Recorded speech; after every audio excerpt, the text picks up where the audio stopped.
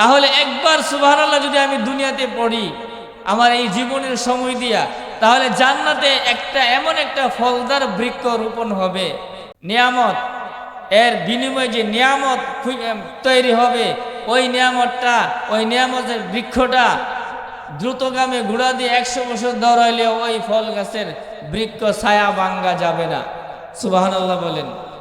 তাহলে দুনিয়ার জীবনের দামের কথাটা আমি বলতেছি, দুনিয়ার জিন্দেগির ইবাদতের কত দাম, দুনিয়ার জিন্দেগির ইবাদতের কত দাম। কিন্তু আমরা আফসোস, আমরা এই ইবাদত ছেড়ে দিচ্ছি, নামাজ ছেড়ে দিচ্ছি, পর্দা ছেড়ে দিচ্ছি, আল্লাহর হুকুম একটা একটা করে ভেঙে ভেঙে খান খান করে দিচ্ছি। তাহলে কি আমি বলতেছিলাম দুনিয়ার আখিরাতের প্রস্তুতির তৈরি কি মৃত্যুর আগে নিব না পরে নিব? মৃত্যুর আগে নিতে হবে। আমার আল্লাহ তাআলা বলতেছেন, শেষ সিফতটা আমি বলি, সবগুলির ব্যাখ্যা করা সময় নাই। ওয়াযাকিরিনা আল্লাহ কাসীরান ওয়াযাকিরাত, বেশি বেশি আল্লাহর জিকিরকারী পুরুষগণ, বেশি বেশি আল্লাহর জিকিরকারী নারীগণ। যত ইবাদত আছে কোরআনে কারিমের মধ্যে, যত ইবাদতের কথা বলছেন, নামাজ, রোজা, হজ, যাকাত, কোন ইবাদতের ক্ষেত্রে কাসীরা শব্দ নাই।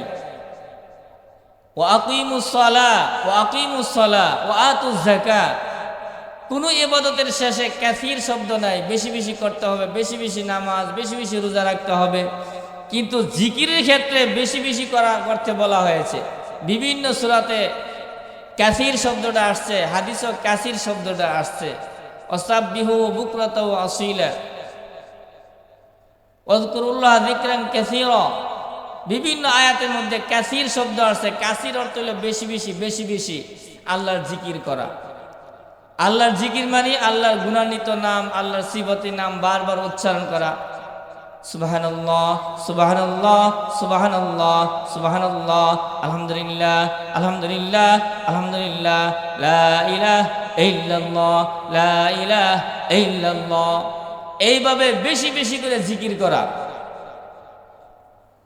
হযরত মুআয ইবনে আনাস রাদিয়াল্লাহু তাআলা বর্ণিত আসছে, জনৈক এক ব্যক্তি নবীর দরবারে আয়েশা বলতেছেন, ইয়া রাসূলুল্লাহ, মুজাহিদগণের ক্ষেত্রে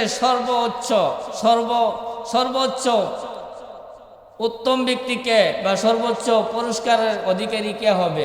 মুজাহিদগণের ক্ষেত্রে সর্বোচ্চ উত্তম প্রতিদানের যোগ্য কে হবে? রাসূল বলছেন যে মুজাহিদ বেশি বেশি জিকির করবে। তারপর প্রশ্ন করলেন, ইয়া রাসূলুল্লাহ, যারা রোজাদারের ক্ষেত্রে প্রতিদানের ক্ষেত্রে সর্বোচ্চ অধিকার, সওয়াবের অধিকার, বেশি সওয়াবের অধিকার, বেশি পুরস্কার পাওয়ার অধিকার কে হবে? তখন এরপরও রাসূল একথাই বললেন যে বেশি বেশি আল্লাহর জিকির করবে। এভাবে প্রত্যেকটি ইবাদত, সিয়াম সাধনা, হজের ক্ষেত্রে, রোজাদারের ক্ষেত্রে, সদকার ক্ষেত্রে, প্রত্যেক ইবাদতের ক্ষেত্রে এই কথাই বললেন, সবচেয়ে সওয়াব বা প্রতিদানের অধিকারী ওই ব্যক্তি হবে যে বেশি বেশি জিকির করবে, যে বেশি বেশি জিকির করবে। একটু জিকির করি, লা ইলাহা ইল্লাল্লাহ, লা ইলাহা ইল্লাল্লাহ, আল্লাহ আল্লাহ আল্লাহ আল্লাহ। ভাই বসে বলি।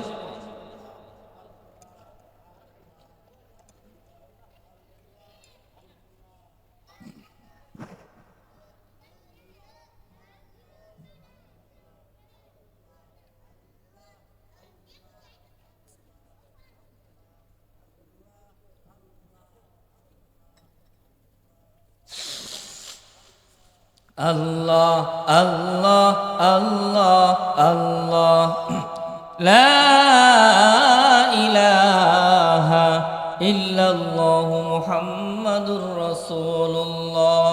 যিকরে হক আমদ গজাই রুহেরা, মুরহা মাহমুদ ই দিলে মজরুহেরা। জনৈক কবি বলেন, জিকির হলো আল্লাহর জিকির, আল্লাহর গুণান্বিত নামের জিকির। এই জিকির হলো রুহের খোরাক, আত্মার খোরাক। আর বড়ি হলো বিভিন্ন বাত মাছের খোরাক, বিভিন্ন বাত মাছ হইল বড়ির খোরাক, আর আত্মার খোরাক হলো আল্লাহর নামের জিকির। জিক্রে হক আমুদ গজাই রোহেরা মুরাহা মামুদি দিলে মজরুহেরা। যার কলব বিভিন্ন গুনাহের কারণে ক্ষতবিক্ষত হয়ে গেছে, ময়লা যুক্ত হয়ে গেছে, অসুস্থ হয়ে পড়েছে, ক্ষতবিক্ষত হয়ে গেছে, যার দিলটা, যার অন্তরটা আল্লাহর নামের জিকিরের দ্বারা ওই অন্তর, আল্লাহর নামের জিকির হলো ওই অন্তরের মলম, ঔষধ। বলেন সুবহানাল্লাহ। জিক্রে হক আমুদ গজাই রুহেরা মুরহামামুদ ইদিলে মজরুহেরা।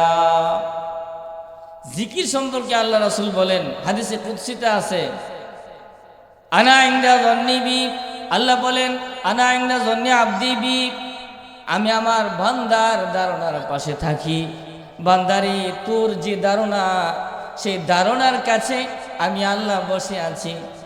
ইযা যাকারনি ফি নাফসিহি যাকারতুহু ফি নাফসি। এ বান্দা, তুমি যখন তোমার মনে আমি আল্লাহর জিকির করো, তোমার মনে আমি আল্লাহর স্মরণ করো, আমি আল্লাহ আমার মনে তোমাকে স্মরণ রাখি। বলেন সুবহানাল্লাহ। ওয়াইন যাকারনি ফি মালাইন যাকারতুহু ফি মালাইন খায়রুম মিনহুম। এ বান্দা, তুই যখন কোনো মজলিসে আমি আল্লাহর স্মরণ করস, আমি আল্লাহর জিকির করস, আমি আল্লাহ এর চেয়ে উত্তম মজলিস ফেরেশতার মহলে তোর আলোচনা করি। এই সংসদ ভবনে যদি আপনার আলোচনা করা হয়, আব্দুল করিম আব্দুর রহিমের আলোচনা করা হলো সংসদ ভবনে, যে আব্দুল করিম খুব ভালো মানুষ, নাটাই গ্রামের একজন লোক, আব্দুল করিম করে নাম, আর নেটে ছাইরা দিছে, সারা পৃথিবী ওয়ার্ল্ডে তার প্রশংসা শুনতেছে, তাহলে আব্দুল করিমের কেমন ভালো লাগবে না? ও ভাই, যেই সমস্ত কায়নাতের মালিক যিনি আল্লাহ জাল্লা জালালহু আম্মা নাওয়ালহু, তিনি যদি সে ফেরেশতা মহলে আল্লাহর সংসদে যদি আমি অদমের আলোচনা করি, তাহলে এটা কত বড় আরামদায়ক হবে, কত বড় আরামদায়ক হবে, খুশির বিষয়। আল্লাহ রাসূল আল্লাহ তাআলা বলেন, ওয়াইন যাকারনি ফি নাফসি যাকারতুহু ফি নাফসি ওয়াইন যাকারনি ফি মালাইন যাকারতুহু ফি মালাইন খায়রুম মিনহুম। বান্দারে, তুই যখন কোনো মজলিসে আমি আল্লাহর জিকির করস, আমি আল্লাহ এর চেয়ে উত্তম মজলিস ফেরেশতার মজলিসে আমি আল্লাহ তোর আলোচনা করি। বলেন সুবহানাল্লাহ। ওই তাকাররাবা ইলাইয়া শিবরা তাকাররাবতু ইলাইহি যিরা। বান্দারে, তুই যখন এক হাত আমি আল্লাহর দিকে অগ্রসর হও, আমি আল্লাহ, তুমি যখন অর্ধ হাত আমি আল্লাহর দিকে অগ্রসর হও, আমি আল্লাহ এক হাত অগ্রসর হয়। তুমি যদি এক হাত অগ্রসর হও, আমি আল্লাহ তোমার দিকে দুই হাত অগ্রসর হয়। তুমি যদি ওয়াইন আতানি আমশি, হেঁটে হেঁটে আমি আল্লাহর দিকে আসো, ও বান্দা, আমি তোমার দিকে দৌড়ায় দৌড়ায় যাই। আচ্ছা বলেন, আল্লাহর কি কোনো আসা যাওয়া আছে? তাহলে এখানে এক হাত দুই হাত আসা যাওয়ার অর্থ কি? মানে আমি যদি আল্লাহর দিকে নত হই বা আল্লাহর দিকে ঝুঁকি, আল্লাহ ইবাদতের দিকে ঝুঁকি, এর চেয়ে বিপুল ডবল পরিমাণ আল্লাহর রহমত আমার দিকে দৌড়ে আসে। আমি যদি সামান্য ঝুঁকি, আল্লাহর রহমত ডবল হয়ে আসে। আল্লাহর রহমত আসা উদ্দেশ্য, আল্লাহ আসা উদ্দেশ্য না। আল্লাহর কোনো আসা যাওয়া নাই, আল্লাহ তো সর্ব জায়গায় বিরাজমান। আমি যদি আল্লাহর দিকে একটু ঝুঁকি, আমি যদি নত হই, আমি যদি সেজদা দেই, আমি যদি দান খয়রাত করি, সদকা করি, আমি যদি নেক কাজে ঝুঁকি, নেক কাজের দিকে অগ্রসর হয়, আল্লাহ রহমত ডাবল পরিমাণে আমার দিকে অগ্রসর হইতে থাকে। বলেন সুবহানাল্লাহ। পয়গম্বর আরবি মোহাম্মদ আরবি উম্মতের কান্ডারি দয়াল নবী মহানবী সাল্লাল্লাহু আলাইহি সাল্লাম বলেন, আমি যখন মেরাজে গেছি, মারারতু লাইলাতান উসরা বি বিরাজুলিন মুগিবিন ফি নূরিল আরশ। কুলতু মান হাযা মালাক কিলা লা কুলতু নাবিয়্যুন কিলা লা কুলতু মান হাযার রাজুল। নবী আমার ইরশাদ করেন, মিরাজের রাত্রে আমি যখন মেরাজে গেলাম, দেখতে পেলাম আল্লাহর আরশের সামনে একটি নূরের দরিয়া আছে, সেই নূরের দরিয়ার মধ্যে একটি লোক ডুব দিয়ে আছে। আমি জিজ্ঞেস করলাম, এ আল্লাহ বারিয়ালাহি, এই লোকটিকে? হাদা মালাক, একই কোনো ফেরেশতা? মান হাযা মালাক, একই কোনো ফিরিস্তা? কিলা লা, বলতো নবীগুণ, নবী কনা। কিলা মান হাযা, আমি বললাম উনি কে, কে উনি, কি তার পরিচয়? বলা হলো উনি হলো দুনিয়ার ওই ব্যক্তি, কানা রাজুলুন কানা ফিদ দুনিয়া রতাবুম লিসানুহু রতাবুম মিন যিকরিল্লাহ ওয়া কলবুহু মুআল্লাকুম বিল মাসাজিদ।